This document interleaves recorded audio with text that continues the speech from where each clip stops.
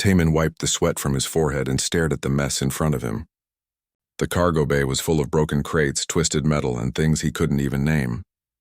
He'd been hired to clean out this abandoned section of Crossroads Haven, a massive space station where aliens from dozens of worlds came to trade. The pay wasn't great, but work was work, and Taman needed the credits to keep his salvage ship running. He moved a fallen beam out of the way and froze. There, wedged between two containers, was something that made his breath catch. It looked like a giant egg, about the size of his torso, with a shell that seemed to be made of crystal. Faint light pulsed inside it like a slow heartbeat.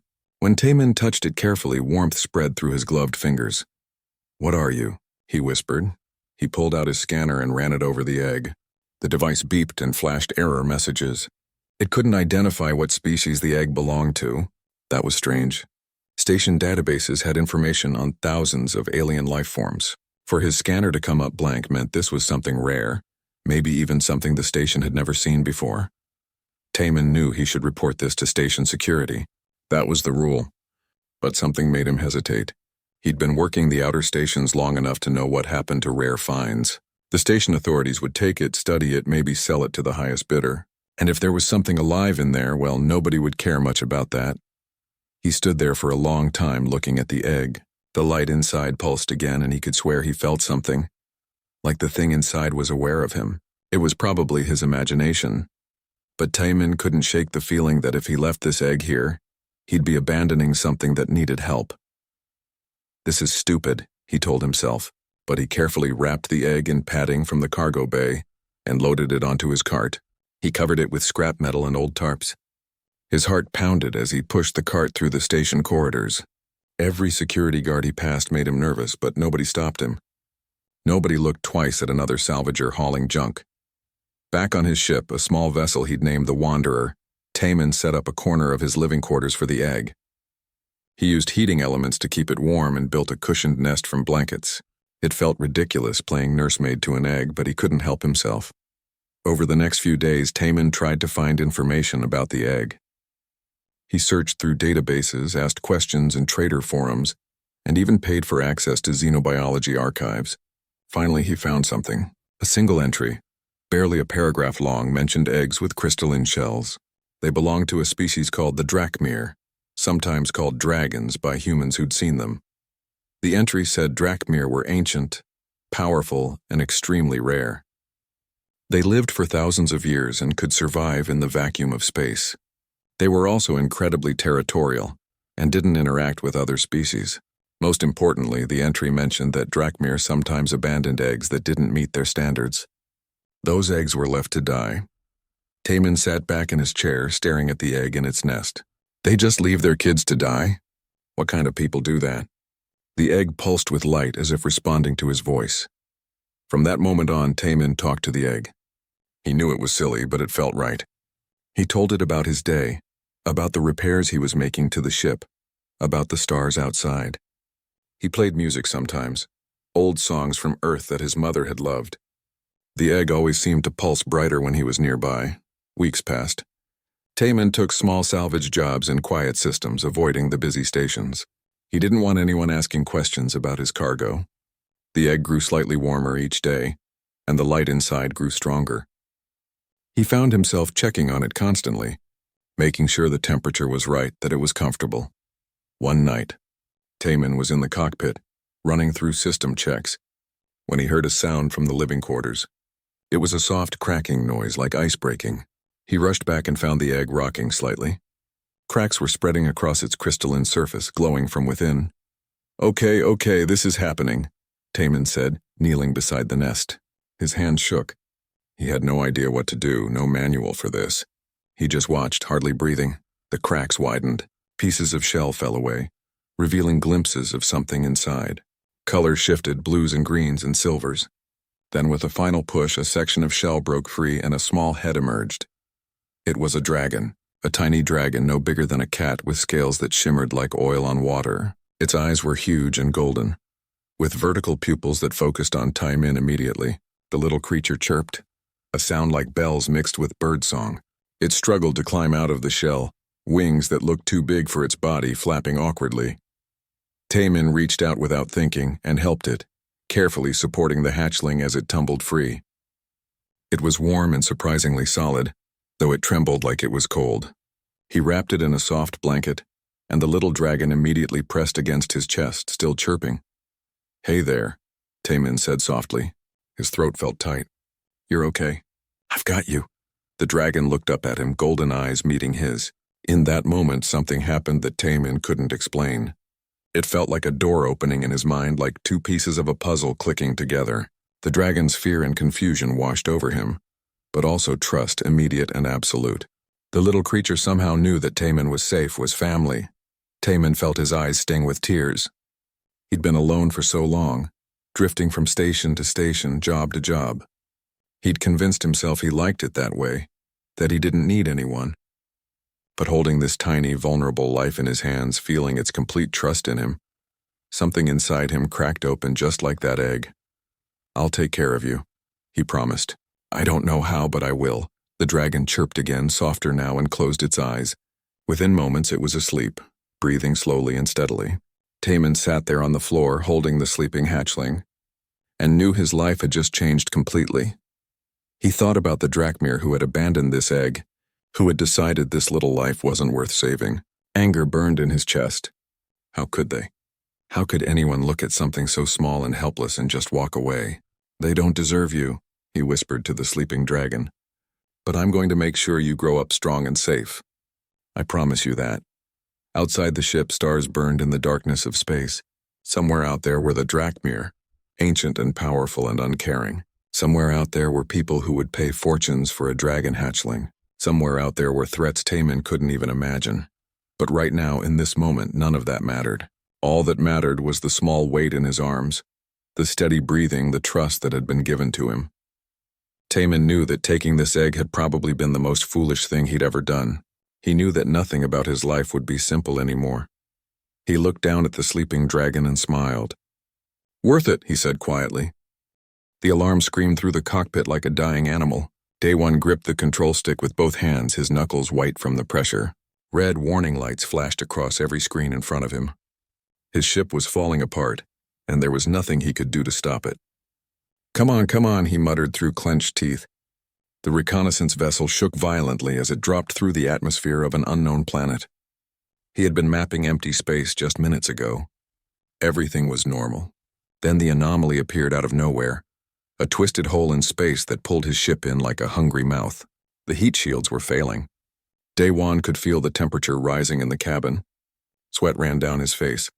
He tried the emergency beacon, but the systems were dead. The ejection seat wouldn't respond. He was going down with the ship whether he liked it or not. Through the cracked viewport, he saw a world covered in green. Massive trees stretched as far as he could see. Mountains rose in the distance. It looked beautiful and terrifying at the same time. Day One had 3 seconds to appreciate it before his ship hit the canopy. Branches exploded against the hull.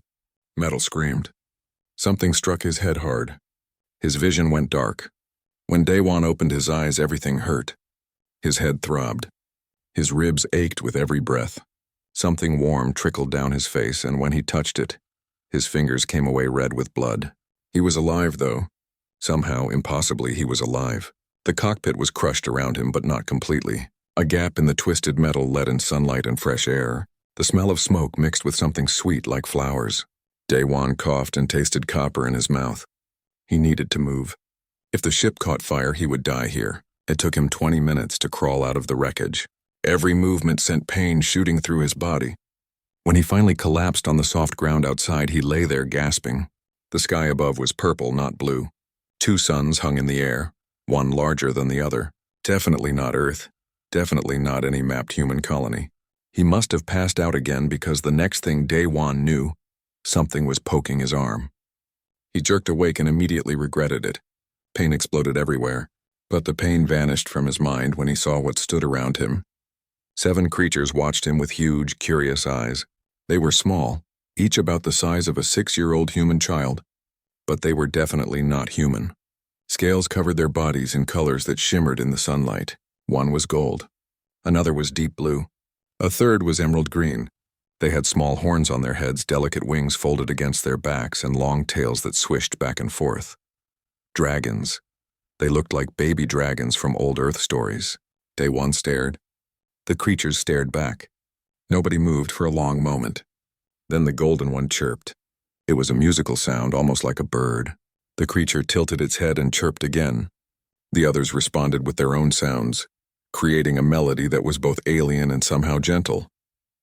"Hello?" Day One croaked. His voice was rough and dry. The dragons jumped back, startled by his voice. But the golden one held its ground. It studied him for another moment, then slowly approached. In its small clawed hands it carried something round and glowing with soft light. A fruit of some kind. The creature held it out to him. Day One looked at the fruit, then at the dragon's eyes.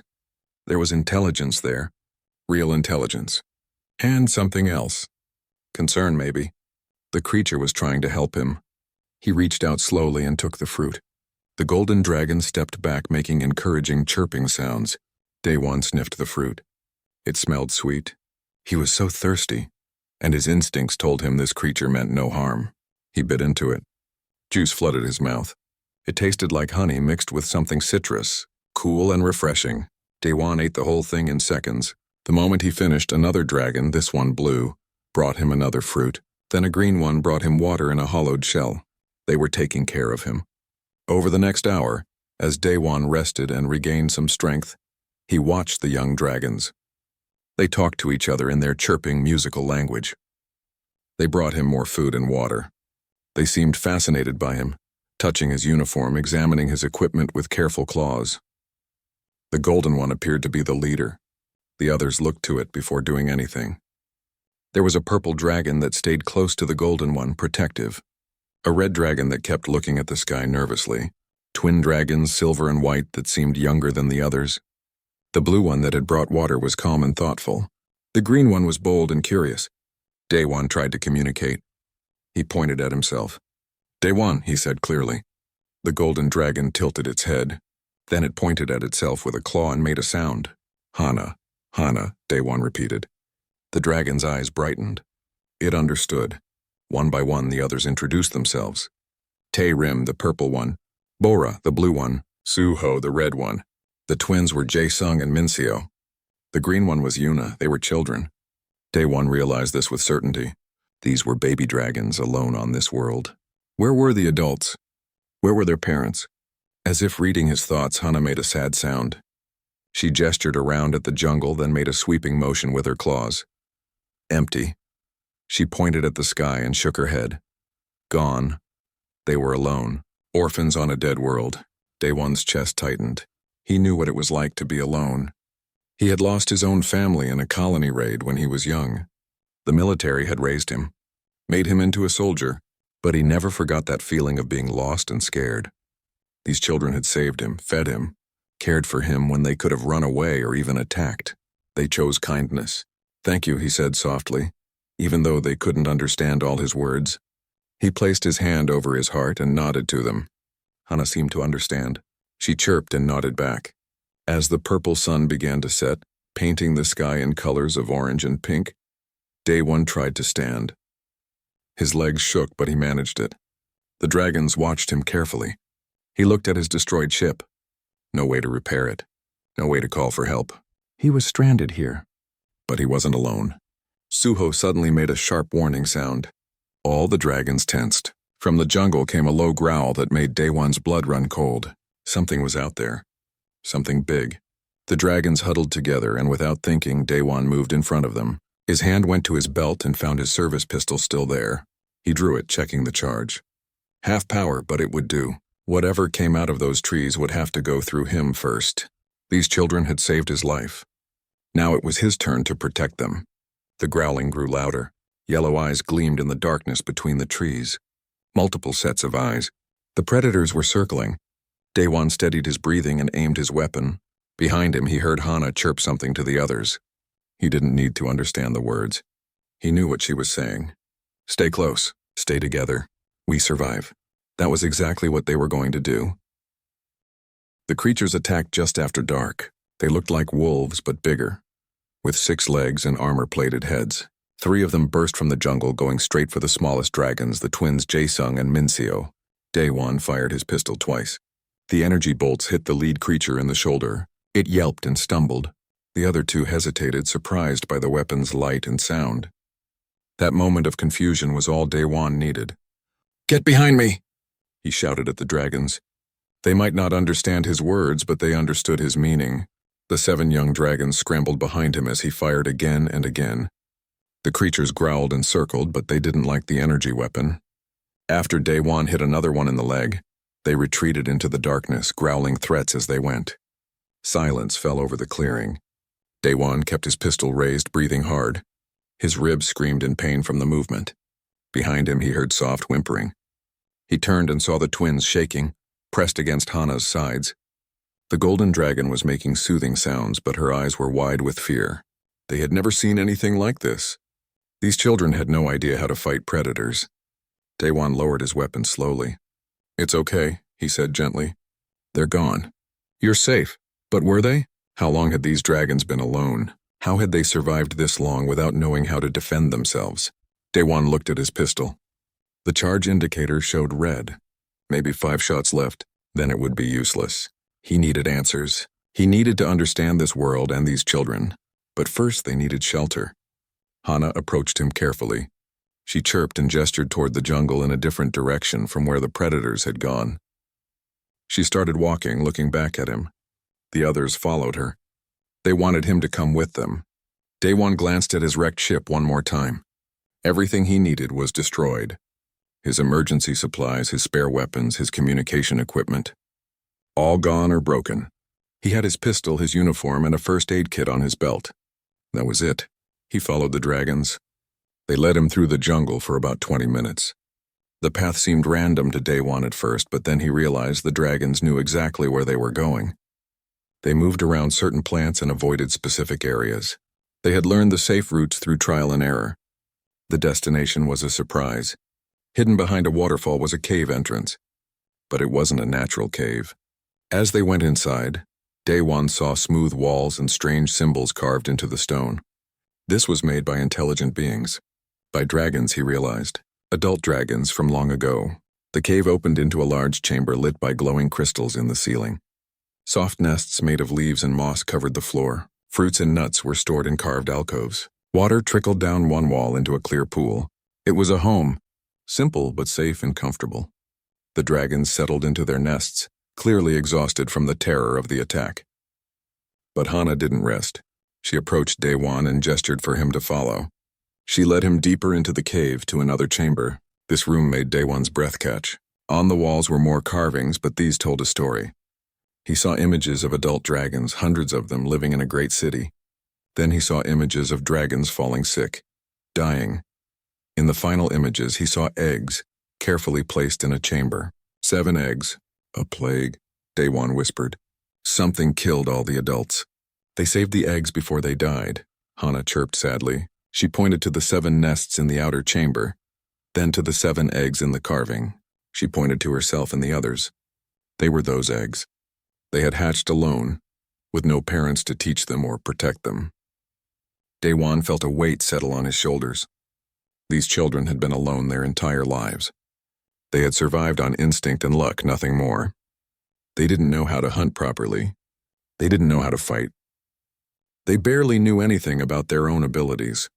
Over the next few days, Daewon began to understand more. His translator device, damaged but partially functional, slowly learned the dragon's language. Simple words at first: yes, no, danger, food, water, safe, home. The dragons learned some of his words too.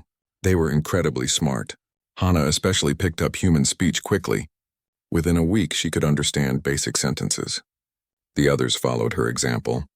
Daewon learned that the 7 dragons had only been awake for about 4 months. Automated systems in the ancient dragon facility had kept them alive in their eggs for centuries. When the power finally started failing, the eggs hatched. The dragons emerged into an empty world with only basic recorded messages from their long-dead ancestors to guide them. They knew how to find food and water because the ancient messages had taught them. They knew which plants were safe because the old facility had a garden with examples. But they knew nothing about defending themselves. Nothing about planning ahead. Nothing about the dangers of the world beyond their small territory. Daewon realized something important. He wasn't just stranded on this planet. He was stranded with 7 orphans who needed him. They had saved his life with their kindness. Now he could save theirs with his knowledge. He started teaching them the very next day. First lesson was simple: how to make weapons from the materials around them. Day one showed them how to sharpen stones into knife edges, how to make spears from straight branches. The dragons watched with intense focus as he worked. Bora, the blue dragon, was especially interested. She had a natural talent for understanding how things worked. Suho, the red dragon, understood fighting immediately. When Daewon showed them basic defensive stances, Suho copied the movements perfectly. The dragon had good instincts. He just needed training to sharpen them. Yuna, the bold green dragon, wanted to learn everything at once. She asked questions constantly through chirps and gestures. How did this work? Why did they do it that way? Could they try something different? Her curiosity reminded Daewon of himself when he was young. Taerim, the protective purple dragon, stayed close to Hana always. But Daewon noticed Taerim watching everything carefully. When danger approached, Taerim was always the first to notice. The purple dragon had a gift for awareness that would make him an excellent scout. The twins, Jae-sung and Min-seo, were the youngest and smallest. They tired easily, and often played when they should be training. But they brought something else important to the group: joy, laughter. They reminded everyone that they were not just surviving, but living. And Hana, the golden dragon, was a natural leader. When Daewon taught them something new, Hana made sure everyone understood. When someone struggled, Hana encouraged them. When conflicts arose between the others, Hana solved them fairly. She was smart, brave, and kind. She would do great things someday, Daewon was certain. 2 weeks after the crash, Daewon sat with Hana by the pool in the cave. His wounds had mostly healed. His translator now worked well enough for real conversations. He looked at the young dragon and asked the question that had been on his mind. "Hana, do you understand what I am?" "I'm not from this world." Hana nodded slowly. "Different," she said in her accented but clear voice. "Like us, but not. I'm human," Daewon explained. "My people live far away beyond the stars. I was exploring space when I crashed here. I can't go home. My ship is destroyed." Hana looked at him with those intelligent golden eyes. "You stay?" "I have no choice," Daewon said honestly. "I'm stuck here." To his surprise, Hana smiled. It was a dragon smile showing small sharp teeth, but the warmth was real. "Good," she said simply. "You are family now." Family. The word hit Daewon harder than he expected. He had been alone since joining the military. He had comrades but no real family, no one who cared about him beyond his usefulness as a soldier. But these dragons, these children who barely knew him, had accepted him completely. "Yes," he said, his voice rough with emotion. "Family." That night the predators returned, but this time the dragons were ready. They had spears, they had defensive positions, they had Daewon's training, and most importantly, they fought together. The battle was short. The predators retreated quickly when they realized their prey had become dangerous. As the dragons celebrated their first real victory, Daewon smiled. They had a long way to go, but they were learning, growing, becoming stronger. This forgotten world was about to learn something important. Humans and dragons together were a force to be reckoned with. 3 months had passed since the crash. Daewon stood at the entrance of the cave and looked out at what they had built. A wooden fence surrounded their home now, made from strong branches lashed together with vine rope. Watchtowers stood at each corner, simple but effective. Inside the fence, they had cleared space for training grounds and a garden. It wasn't much compared to human settlements, but for 7 young dragons and 1 stranded pilot, it was everything. "Daewon," Yuna called from the garden. The green dragon was covered in dirt, her claws muddy from planting. "The root vegetables are growing. Come see." Daewon smiled and walked over. Sure enough, small green shoots poked through the dark soil. They had found seeds in the ancient dragon facility and planted them here. It was working. In a few months, they would have their own food supply instead of just foraging. "Excellent work, Yuna," Daewon said. The dragon beamed with pride. Nearby, Bora was working on something mechanical. She had become obsessed with salvaging parts from Daewon's crashed ship. The blue dragon had a natural understanding of technology that amazed him. Right now, she was trying to repair a solar panel. "I think I understand it now," Bora said, her voice more confident than weeks ago. She spoke human language well now, though with an accent that made some words sound musical. "The panel converts light into energy, but the connections are broken here and here. Can you fix it? Day One asked. Bora nodded. I need wire. The thin metal strands. There might be some in the ship's power core, but that area is dangerous. I'll go with you tomorrow, Day One promised. We'll salvage what we can. A shout from the training ground made them both look up. Suho was sparring with Taerim, using wooden practice spears. The red dragon was fast and aggressive. The purple dragon was defensive and precise. They had both become skilled fighters under Daewon's training. Good, Daewon called to them. Suho, watch your left side. Taerim, excellent counter. The two dragons paused and nodded before continuing their practice. Watching them, Daewon felt pride swell in his chest. They had come so far. When he first arrived, they couldn't defend themselves at all. Now they were becoming warriors. Hana landed beside him, her golden wings folding neatly against her back. She had been practicing flight all morning. All the dragons could fly now, though some were better than others. Hana was the strongest flyer, able to stay airborne for hours. We need to talk about expansion, Hana said. She had learned to speak human language almost perfectly. Sometimes Daewon forgot she was only months old. Her intelligence and maturity were remarkable.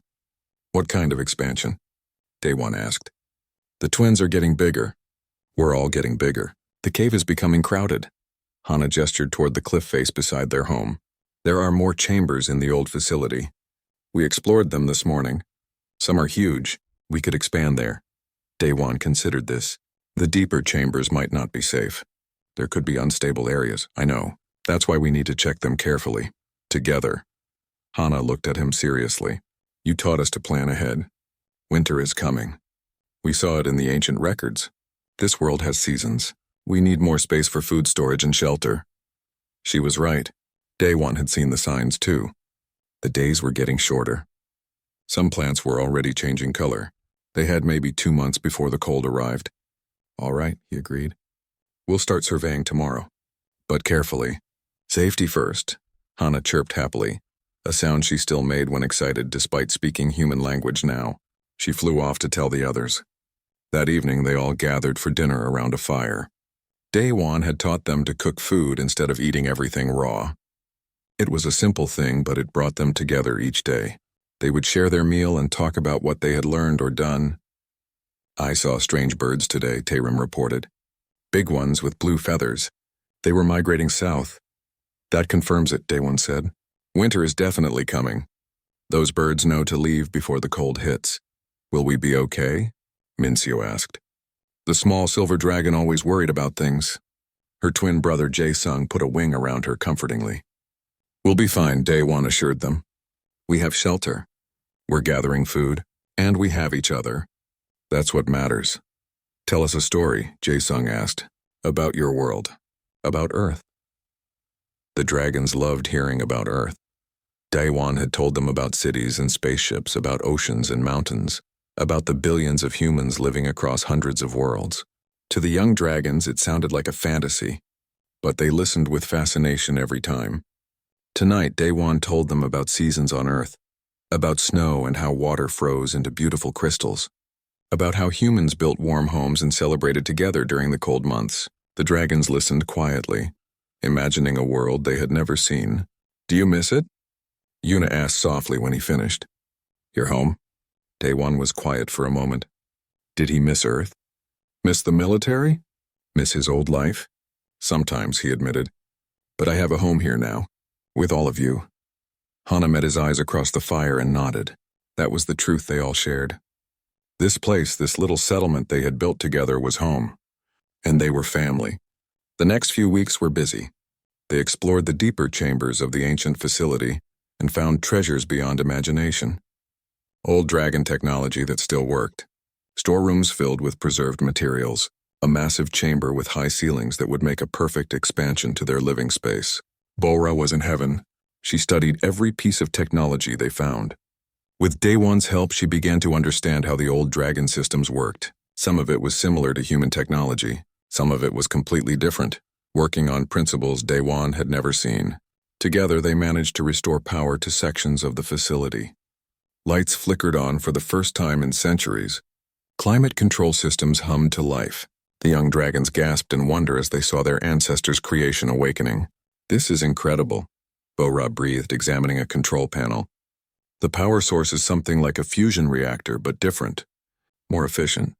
If I could understand it fully, one step at a time, Daewon reminded her gently. We have years to learn. No need to rush. But Bo-Ra was already sketching diagrams, her mind racing with possibilities. Meanwhile, Suho and Taerim had taken responsibility for defense. They patrolled the perimeter daily. They tracked predator movements. They set up warning systems using bells made from scavenged metal. Under their watch, nothing dangerous got close to their home without them knowing.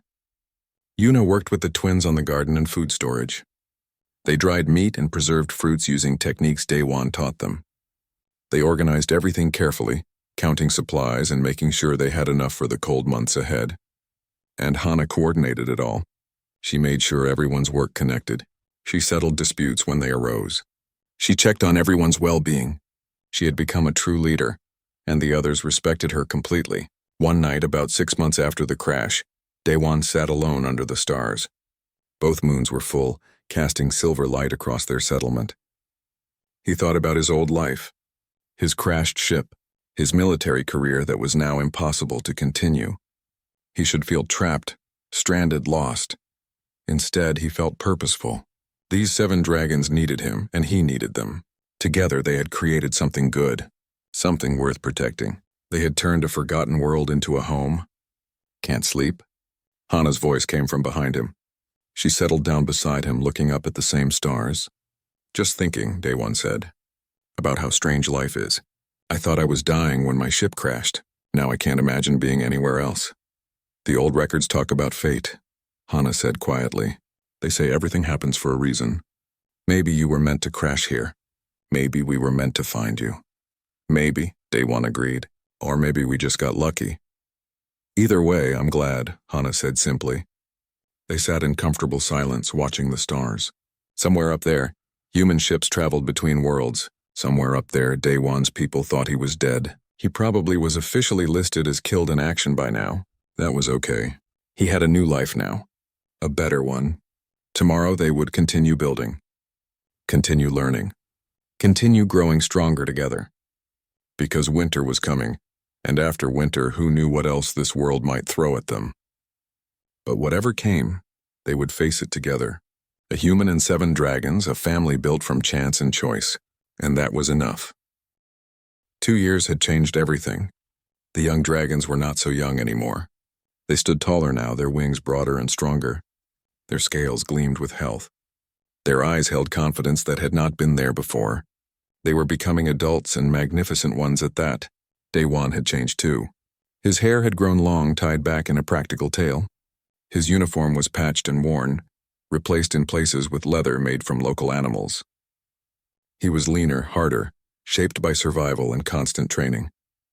But he smiled more than he ever had in his military days. Their settlement had grown into something impressive. The fence was now a proper wall, reinforced with stone. The watchtowers were tall and sturdy. Inside, they had multiple buildings, a proper forge where Bo-Ra worked metal, training grounds, gardens, and the entrance to the expanded underground facility. It looked like a small fortress. It needed to be. Daewon stood at the sensor console that Bo-Ra had finally gotten working. The Blue Dragon had become a genius with technology, combining human and dragon knowledge to create things neither civilization had achieved alone. This sensor array was her proudest achievement. It could detect movement and energy signatures from miles away. Right now it was showing something that made Daewon's blood run cold. 3 ships, he said quietly. Bo-Ra stood beside him, her expression grim. Large ones. Military class. They're in orbit. Not human ships, Bo-Ra observed. The energy signatures are wrong. These are alien vessels. Hana entered the command room, drawn by the tension she could sense. She was almost as tall as Daewon now, her golden scales polished like metal. What's happening? We have visitors, Daewon said. And I don't think they're friendly. He was right. Over the next 3 days, they watched the alien ships send down scout parties. Small craft landed in various locations around the planet. The aliens were searching for something. Daewon had a horrible suspicion he knew what. His fears were confirmed when Taerim returned from a scouting mission, breathing hard from flying fast. I saw them, the purple dragon reported. The aliens. They look like insects but walking on 2 legs. They have weapons and scanning equipment. They were examining the ruins of an old dragon city to the north. They know about the dragons, Daewon said. They're looking for evidence of your civilization. But why? Yuna asked. The green dragon was no longer the playful youngling she once was. She had become their best tracker and scout, serious and focused. Daewon's jaw tightened. Because young dragons would be valuable to the right buyer. Powerful creatures that can be trained, controlled, maybe even enslaved. If these are who I think they are, they're slavers. Silence fell over the room. The dragons exchanged looks. They had heard Daewon's stories about the darker side of the galaxy, about species that preyed on others. They just never thought they would face it. What do we do? Suho asked. The red dragon's claws flexed, ready for a fight. He had become their best warrior, fierce and skilled. We prepare, Daewon said. If they find us, they'll try to take you. We need to be ready to defend our home. The next week was intense. Daewon put everything he knew into preparing them. They ran drills constantly. They stockpiled weapons. They set traps around the perimeter. Bora rigged explosive devices using salvaged materials from the ship. Taerim and Yuna mapped out every possible approach to their settlement and identified the best defensive positions. The twins, Jae-sung and Min-seo, had grown into their roles as support specialists. They couldn't fight as well as Suho or fly as well as Hana, but they were excellent at coordination and supply management. They made sure everyone had what they needed when they needed it. Hana worked directly with Daewon on strategy. She had studied every battle plan he could teach her.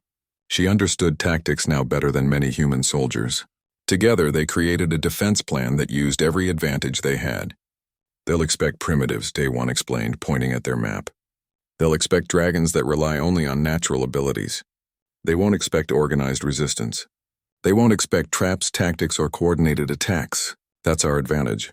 We use their assumptions against them, Hana said, understanding immediately. Let them think we're weak until it's too late.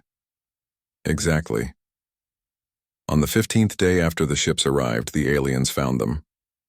A scout party approached the settlement just after dawn. There were 12 of them, insectoid creatures in armor carrying energy weapons. They moved cautiously but arrogantly, confident in their superior technology. They walked right into the first trap. The explosion threw 3 of them backwards. The others scattered, shouting in their clicking language. Before they could recover, Suho and Taerim attacked from above, diving down with practiced precision. Their spears found gaps in the armor. 2 more aliens fell. The remaining aliens opened fire. Energy bolts lit up the morning air. But the dragons were already moving, using cover exactly as Daewon had taught them. Yuna came from the left flank, fast and deadly. Bora triggered another trap, dropping rocks from above. Jae-sung and Min-seo provided support, calling out enemy positions. The fight lasted less than 5 minutes. When it was over, no aliens remained standing. The dragons had won without taking a single serious injury. But Daewon knew this was just the beginning. They'll send more, he said. A lot more. This was just a scout party. He was right. The next attack came that afternoon. 30 aliens this time, better prepared. But so were the defenders. The battle was harder, longer. The aliens managed to breach the outer wall, but they found themselves in a kill zone, surrounded by dragons who fought with frightening coordination. Hana led from the front, her commands clear and precise. Suho held the main gate like a demon, his spear moving so fast it was a blur. Taerim picked off enemies from the walls with throwing spears. Bora used improvised weapons she had built, devices that shot metal fragments or released clouds of blinding smoke. Daewon fought alongside them, his salvaged energy rifle taking down enemies with careful shots. He was older, slower than in his prime, but he was experienced. Every shot counted. Every movement had purpose. The aliens retreated after an hour of brutal fighting, but they had seen something that shocked them. Dragons fighting with tactics, using weapons, working together with a human. It was unprecedented. That night, they treated wounds and counted their losses. Some of the outer buildings were damaged. Part of the wall had fallen, but they were alive. They had held. They'll come back, Hana said quietly. She sat beside Daewon, both of them exhausted. With everything they have. I know, Daewon said. Tomorrow, probably. They won't underestimate us again. Can we win? Min-seo asked. The silver dragon's voice was small, scared. She was still the gentlest of them, the one who hated violence the most. Daewon looked at all 7 dragons. His family, the younglings he had helped raise. They looked back at him with trust and determination. "Yes," he said firmly. "We can win. Because we have something they don't. We fight for our home, for each other. They fight for profit. That makes all the difference." "He's right," Hana said, standing tall. "This is our world, our home, and we will defend it." The others nodded, drawing strength from her words and from each other. The final battle began at dawn. All 3 alien ships emptied their forces. Over 200 soldiers armed with heavy weapons and combat vehicles. They came in a massive wave, determined to crush the settlement and capture the dragons. They found 7 dragons and 1 human who refused to break. The battle raged for 3 days. The aliens kept coming. The defenders kept fighting. The settlement became a fortress. Every corner a defensive position. The underground facility became a maze where dragons ambushed aliens in the dark. The skies became a battleground where Hana and Suho and Yuna struck from above, then vanished into clouds. Bora turned the entire settlement into a weapon. Traps everywhere, automated defenses using salvage technology.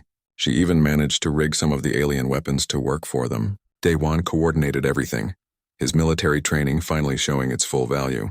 He knew how to fight a defensive battle, knew how to make an enemy pay for every inch, knew how to turn superior numbers into a disadvantage in tight spaces. On the 3rd day, something changed. The aliens were tired, frustrated, and afraid. They had lost more than half their forces. These weren't the primitive creatures they expected. This was a real military force, small but deadly effective. And then Daewon made his move. Using captured alien communication equipment, Bora had been working on a way to reach beyond this planet. To send a message to human space. To call for help. She finally succeeded. As the aliens prepared for another assault, a signal burst from the settlement. A distress beacon, encoded with Daewon's military identification. A message that included everything they had learned about the aliens, their tactics, their weaknesses, and the location of 3 enemy ships in orbit around an unregistered world. The message shot through space faster than light, carried by alien technology that humans had never developed. It would reach human territory in days instead of years. All they had to do now was survive until help arrived. 5 days after the message was sent, the aliens changed their strategy. They stopped trying to take the settlement by force. Instead, they surrounded it, cutting off access to water and food sources. They were trying to starve the defenders out. Daewon sat in the command center studying their dwindling supplies. They had enough food for maybe 2 weeks if they rationed carefully. Water would last longer thanks to the underground springs. But ammunition for weapons was running low. Bora's traps were mostly used up. They were running out of options. "We need to do something unexpected," Hana said. She stood beside him, looking at the same reports. Her golden scales were scratched and dented from battle. Everyone bore marks of the fighting. But they were still alive. "Still fighting, what do you suggest?" Daewon asked. He had learned to trust her instincts. She was a brilliant leader. "We go on the offensive," Hana said. "They expect us to stay defensive, to hide behind our walls. What if we attack them instead?" "That's extremely dangerous," Daewon said. But he was already thinking about it. "Their command ship is still in orbit. If we could somehow reach it..." Bora's head snapped up from her workstation. "I might have a way. The alien shuttle we captured. I've been studying it. I think I can make it work. It won't be pretty, but I can get it into orbit." "Maybe." "Maybe isn't good enough," Tarim said. The purple dragon had just returned from a scouting run. "They're moving their forces, preparing for another major assault. If we're going to do something, it needs to be now." Daewon made his decision. "Bora, prep the shuttle. Hana, Suho, Tarim, you're with me. Yuna, you're in command of the settlement defense. Jaesung, Minseo, help her coordinate." "Wait," Yuna protested. "You're really going up there? Into space? That's insane." "It's our best chance," Daewon said. "We take out their command ship. Their forces down here will lose coordination. It might be enough to turn the tide. And if it doesn't work?" Minseo asked quietly. Daewon met her eyes. "Then you keep fighting. Survive. That's what we do." 3 hours later, the captured alien shuttle lifted off. Bora had done miracles with damaged equipment and spare parts. The shuttle shook and rattled, but it flew. Inside, Daewon and 3 dragons prepared for the most dangerous mission of their lives. The shuttle's weapons were offline, its shields barely functional. They had surprise and desperation on their side, nothing else. Getting past the orbital defenses was terrifying. Energy bolts flashed around them. The shuttle's hull screamed under the stress. But Bora's modifications held. They reached the command ship. "How do we get inside?" Suho asked, gripping his spear. "We don't," Daewon said. He held up a device Bora had built. "We attach this to their hull. It's a transmitter, strong enough to override their communications and broadcast a message to any ship in range." "A message saying what?" Tarim asked. "That they attacked a human-protected world. That they tried to enslave sentient beings. That they committed war crimes." Daewon smiled grimly. "And the best part? We'll broadcast it using their own equipment. They won't be able to stop it without destroying their own ship." It was risky. It required someone to go outside the shuttle and plant the device on the enemy hull. Daewon volunteered, but Hana stopped him. "No," she said firmly. "You can't survive in space, I can. Dragons can hold our breath much longer than humans, and my scales will protect me for a few minutes." Before Daewon could argue, she was already moving to the airlock. "Trust me," she said. "Like I trust you." She went out into the void of space. Daewon watched through the viewport, his heart pounding. Hana moved across the enemy hull, one claw hold at a time. She reached the antenna array and attached Bora's device. Alarms started blaring on the alien ship.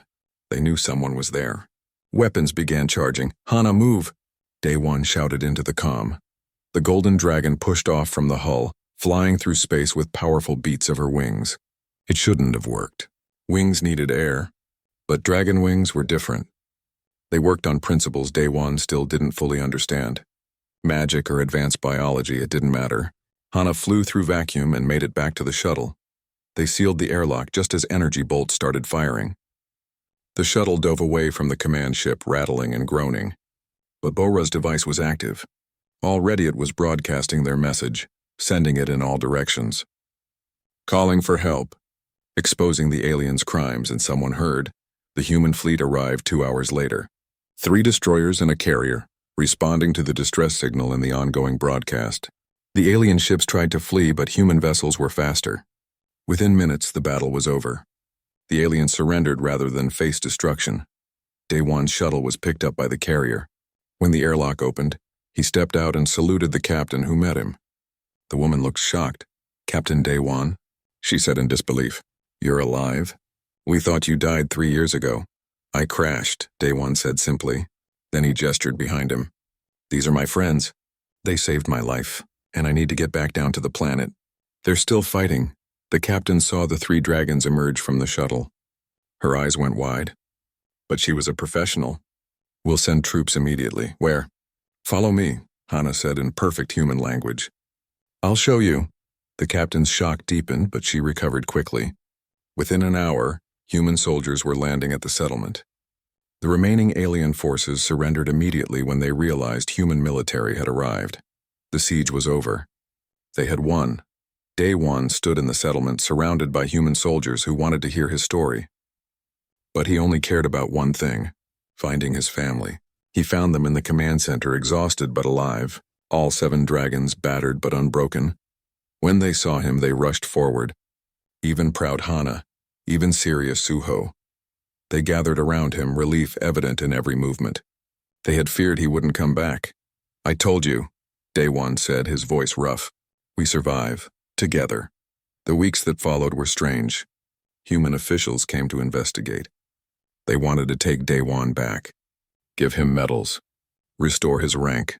They offered the dragons protection, relocation to safer worlds, anything they wanted. Daewon and the dragons discussed it privately. What did they want? What came next? The answer came from Hana, speaking for all of them. "This is our world, our home. We built it together. We're not leaving." "What about you?" the human admiral asked Daewon. "You're still human. Don't you want to go home?" Daewon looked at the 7 dragons. At the settlement they had built. At the life they had created from nothing. "I am home," he said. The admiral respected that. An agreement was reached. The planet, officially designated Kael'thos Prime, would be recognized as an independent world. A joint settlement would be established. Humans who wanted to live peacefully alongside dragons would be welcome. Technology and supplies would be provided, but the dragons would govern themselves. Daewon was offered a new position, not as a military captain but as ambassador and guardian of Kael'thos Prime. He accepted immediately. 5 years passed. The settlement grew into a real city. Humans and dragons living together, learning from each other. Bora's technological innovations, combining human and dragon knowledge, were making headlines across the galaxy. Suho and Tyrim trained a new generation of defenders, both human and dragon. Yuna led expeditions to explore the planet's wilderness. The twins managed cultural exchanges and education programs. And Hana became the first dragon leader in centuries, young, wise, and respected by both her own people and the humans who had come to live alongside them. Daewon, now with gray in his hair and lines around his eyes, stood on a platform watching ships arrive. More dragons had been found on other worlds in other forgotten places. They came to Kelthos Prime to see the impossible made real, a dragon civilization reborn with humanity as its allies. Thinking about the crash? Hana asked, landing beside him. She was fully grown now, magnificent and powerful, but her eyes still held the same kindness he had seen that first day. Always, Daewon admitted. Best thing that ever happened to me. To all of us, Hana corrected. She looked out at the city. None of this would exist without you. You taught us how to survive, how to fight, how to build. You would have figured it out eventually, Daewon said. Maybe, but not like this, Hana smiled. You taught us the most important thing. That strength isn't about what you are. It's about what you choose to become. Together. That night there was a celebration in the city. Humans and dragons gathered in the central square. Music played, mixing human instruments with dragon songs. Children of both species played together, seeing no difference between them. A monument stood in the center of the square. The wreckage of Daewon's ship preserved and honored. A plaque read, "From tragedy comes hope. From strangers comes family. From one human and 7 dragons comes a civilization reborn." Daewon sat with his family, all 7 dragons grown and strong and proud. They talked and laughed, remembering old battles and old fears, celebrating how far they had come. Tell us a story, Jae-sung asked, just like he used to as a hatchling. About the early days. Daewon smiled. Which one? The first night when the predators attacked? The winter when we almost ran out of food? The time Yuna fell in the river and we all thought she drowned? Tell the crash story, Minseo said. Tell us how it all began. So Daewon did. He told them about falling from the sky, about waking up surrounded by small, curious dragons, about how they chose kindness when they could have chosen fear, about how that choice changed everything. The young ones in the audience listened with wonder. The adults listened with pride. This was their story, their history, the founding myth of a new civilization. When Daewon finished, Hana stood up. My turn, she said. She looked at Daewon with affection. Let me tell you about the day we met a human. About the day we stopped being alone. About the day we became a family. And she told the same story, but from her perspective. About 7 scared hatchlings finding a broken ship. About deciding to help a strange creature instead of running away. About learning that family isn't about what you are. It's about who you choose to stand beside. The 2 stories, human and dragon, wove together into one. Just like their lives had woven together. Just like their futures were woven together now. As the celebration continued into the night, Daewon looked up at the stars. Somewhere out there his old life existed. His old comrades. His old missions. He didn't regret losing that life. Not for a moment. Because he had gained something infinitely better.